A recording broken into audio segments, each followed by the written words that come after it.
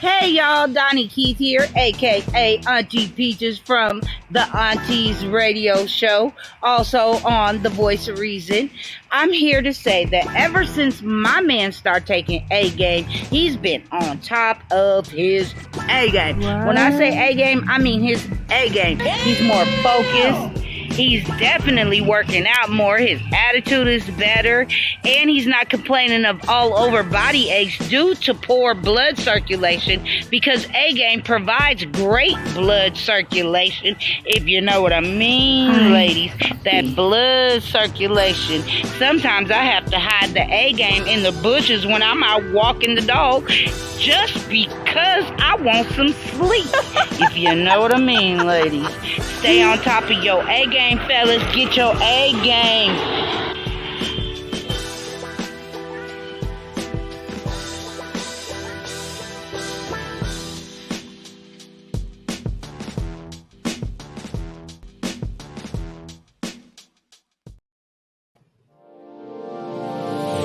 Hey, all my Crimsonites, and welcome to the Crimson Cure channel, where we embrace our femininity, increase our womanly values, and celebrate our brothers. So join me on our feminine journey to learn, heal, and grow.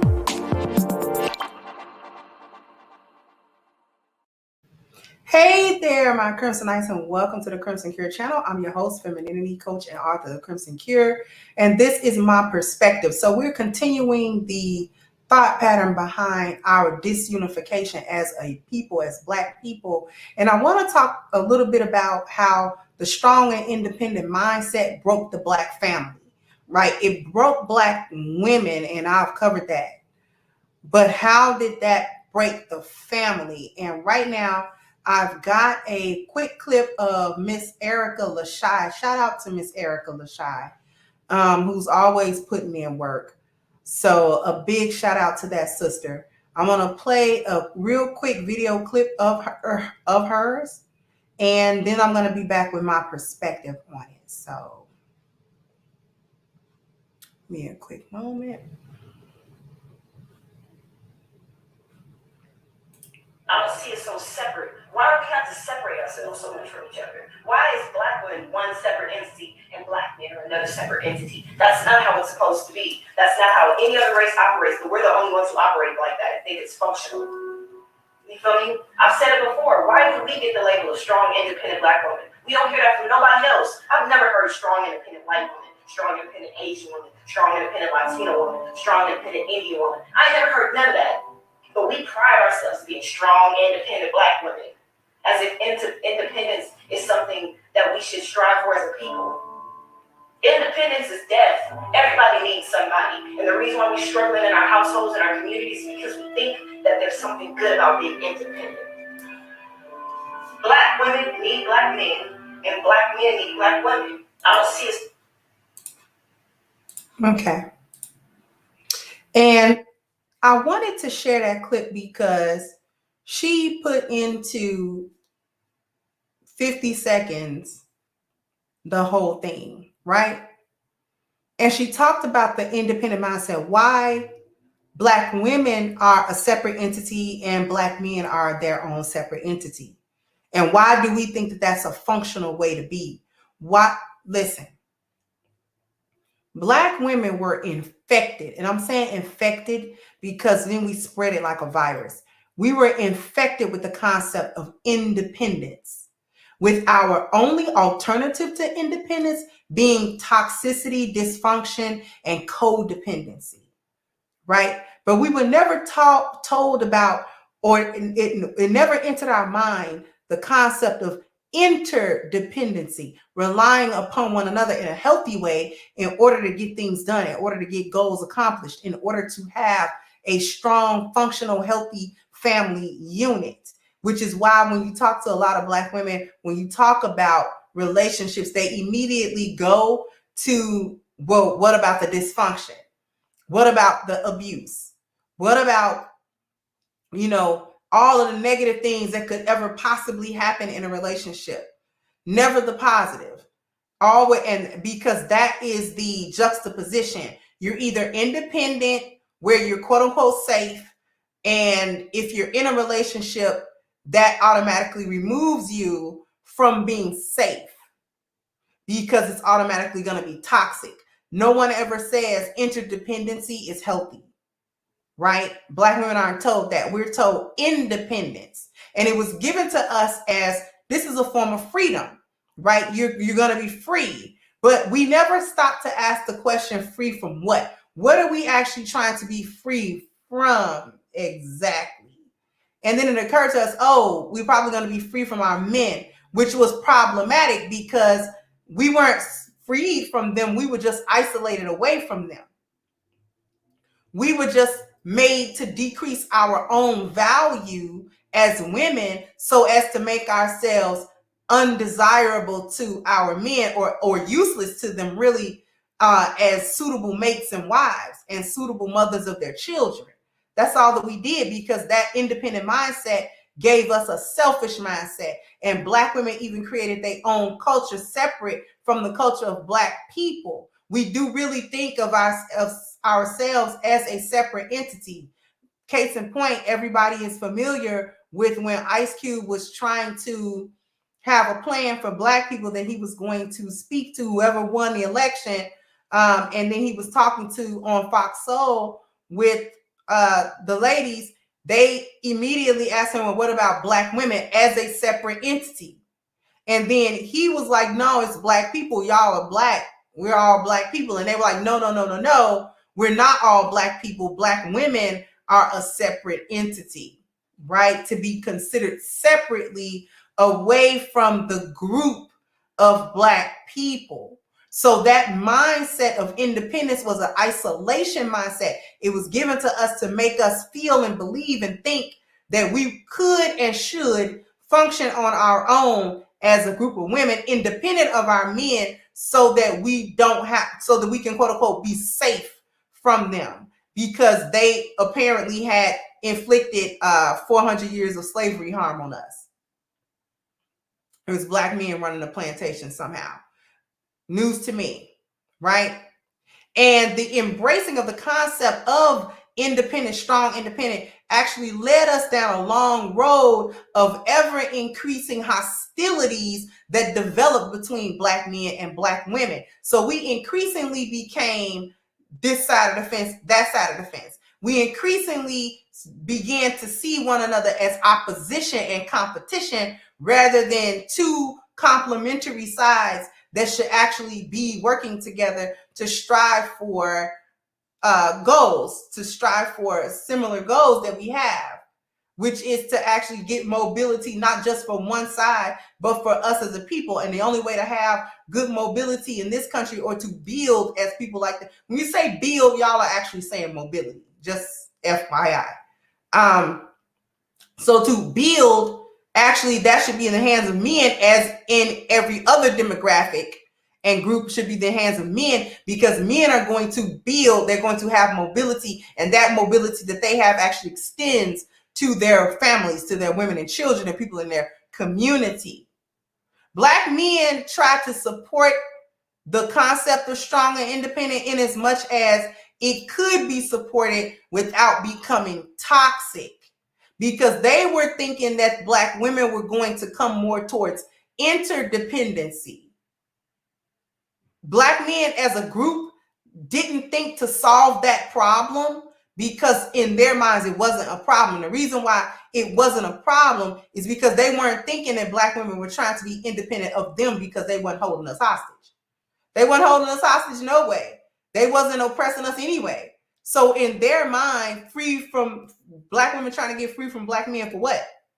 They wasn't ever holding us hostage. They wasn't ever doing nothing to us in the first place.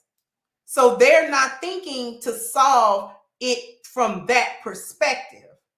Now, the men were thinking interdependency, because when you talk about relationships with Black men who aren't in the lost value system, they don't actually reach for the most detrimental type of relationship to draw from. They actually think in terms of interdependency and healthiness in a relationship.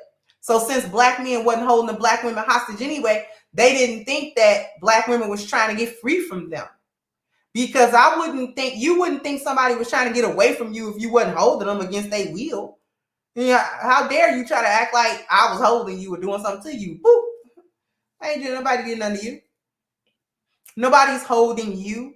So what ended up happening was the infamous they gave Black women the problem reaction solution model. And I know that the people in my chat room, put a 1 in the chat if you've ever heard of the problem reaction solution model, where, it's usually popular on so-called conspiracy theory channels or whatever, when they talk about things that the government has done or whatever throughout history.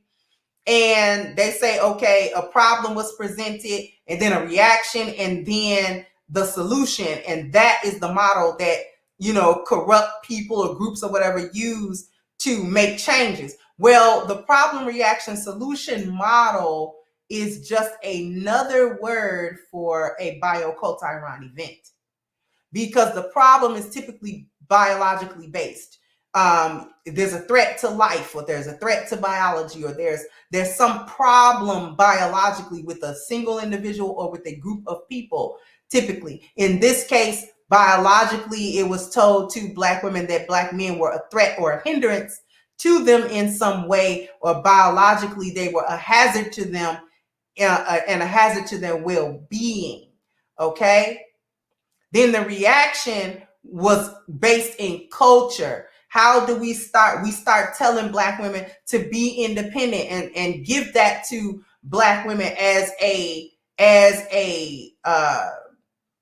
this is how they should react. You should distance yourself from Black men and find your own path and find your own power. This was reiterated to us through media, movies, music, and anecdotal tales that was spread out and given to us as the general truth about the group, rather than the anecdotal evidence that it was.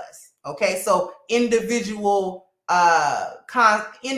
incidents of abuse and things of that nature, and it's extrapolated to cover the whole. And that's what Kevin Samuels and all these other people talk about, the color purple effect. That's what they're talking about. So that was the reaction. This is how you should react. You should rebel against your men. You should rebel against the very concept of being underneath them or whatever, because it's not being underneath their cover, it's being underneath their abuse. And then the solution that was given was that you should emancipate yourself away from him.